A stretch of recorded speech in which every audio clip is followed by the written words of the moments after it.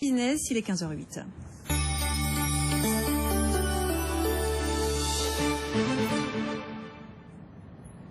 Et c'est parti pour Intégral Bourse. On est ensemble jusqu'à 18h pendant 3 heures au contact des marchés. On va bien sûr suivre toujours cette traque aux terroristes dans tous les flashs, tous les quarts d'heure, les journaux également, toutes les demi-heures. Tiens, dans une demi-heure, dans moins d'une demi-heure, même dans 20 bonnes minutes, ce sera l'ouverture des marchés américains. Comment ça s'annonce là-bas aux États-Unis? Qu'est-ce qu'il va falloir surveiller dans cette séance américaine? On va poser la question directement à Grégory Volokin qu'on rejoint en duplex depuis Manhattan, au cœur de New York. Bonjour Grégory. Bonjour Guillaume. Le président de Mescart Financial Services, comment s'annonce cette séance et qu'est-ce qui va faire bouger les indices américains aujourd'hui, Grégory? En fait, on peut dire que ce qui fait bouger en ce moment les indices américains, un peu la même chose qui fait bouger les indices en Europe. Si vous écoutiez hier la Fed qui a publié ses minutes, elle disait vraiment c'est maintenant au tour de l'Europe de faire un effort au niveau de sa politique monétaire. Elle ne le disait pas clairement, mais elle le sous-entendait. Donc les marchés européens montent là-dessus. Aux États-Unis, on est en fin maintenant de relâchement des taux, etc., etc.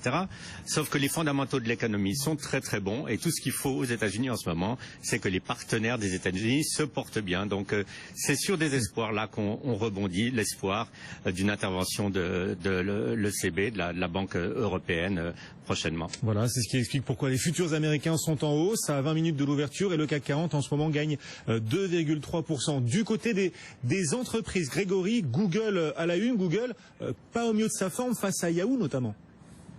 Écoutez, les ralentissements de croissance, c'est toujours à prendre avec des pincettes, parce qu'en fait, les parts de marché de Google au niveau du moteur de recherche sont passées de 79% à 75%. C'est encore très très bien, mais évidemment, c'est une baisse. Et qui en profite, comme vous le disiez, c'est Yahoo qui, eux, augmentent leur part de 4%, de 7 à 11. Alors pourquoi?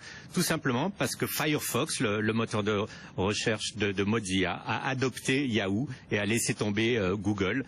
Firefox, c'est 12% des accès à l'Internet aux États-Unis et ça suffit donc pour faire monter ses parts de marché de Yahoo. C'est pas un grand signe de perte d'importance de Google, mais quand même, ce n'est pas positif pour l'action. C'est peut-être un symbole. On suivra le titre Google donc à l'ouverture. Et puis une controverse aussi aux États-Unis, controverse au sujet de Bill Gross, l'ex-gérant du plus gros fonds obligataire au monde, le fonds PIMCO, passé chez Janus. Bill Gross, d'où vient cette controverse ce matin chez vous aux États-Unis?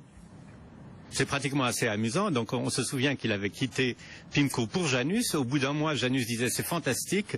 On a récolté déjà 1 milliard de dollars pour le fonds de Bill Gross. Il s'avère que sur les 1 milliard de dollars, 700 millions sont l'argent personnel de Bill Gross qu'il a déplacé de son compte chez Morgan Stanley à un compte chez Janus. Bill Gross est évidemment extrêmement riche, il fait ce qu'il veut, mais ça enlève quand même beaucoup de ce qu'on peut admirer dans cette performance de collecte de fonds pour Janus. Il fallait donc le préciser. 700 millions de dollars sur cette collecte proviennent de la fortune personnelle de Bill Gross lui-même. Mais enfin bon, ça fait une collecte quand même. Merci beaucoup. Grégory Volokin, le président de Mescart Financial Services, en direct avec nous depuis Manhattan, au cœur de New York. On retrouvera tout à l'heure Sabrina Quagliosi également dans 20 minutes pour vivre avec elle en direct l'ouverture de Wall Street. BFM Business, 15h, 18h, l'émission 100% Bourse. Intégral Bourse, Guillaume Sommerer.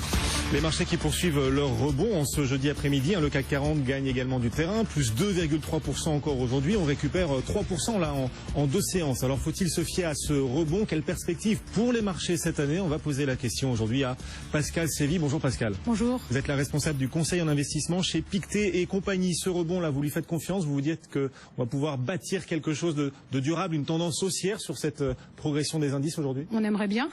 Ce que ça nous fait surtout dire, c'est que le mot d'ordre de 2015